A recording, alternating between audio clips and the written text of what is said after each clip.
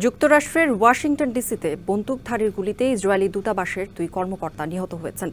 বুধবার রাতে একটি ইহুদি জাদুঘরের বাইরে গোলাগুলিতে মারা যান তারা। এ ঘটনার সাথে জড়িত সন্দেহে আটক করা হয়েছে একজনকে।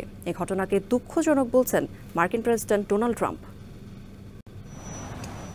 যুক্তরাষ্ট্রের ব্যস্ততম এলাকা ওয়াশিংটন ডিসি, যেখানে রয়েছে ইহুদি মিউজিয়াম, এফবিআইয়ের কার্যালয় সহ বেশ কিছু সরকারি স্থাপনা।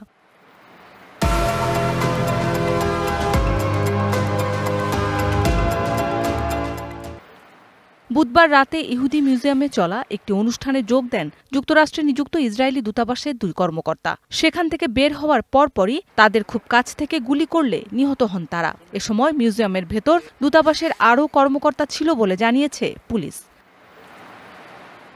এ ঘটনায় জড়িত সন্দেহে শিকাগোর বাসিন্দা ইলিয়াস রড্রিগেজ নামে 30 বছর বয়সী এক ব্যক্তিকে আটক করেছে পুলিশ। অনুষ্ঠান শুরুর আগে মিউজিয়ামের বাইরে তাকে ঘোরাঘুরি করতে দেখা গেছে। আটকের পর ফিলিস্তিনের পক্ষে স্লোগান দেন ওই ব্যক্তি।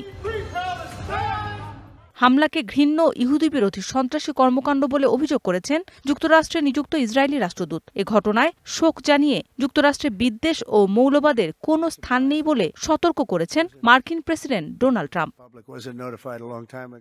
মৌসুমী শান্তা, ডিবিসি নিউজ ডেস্ক।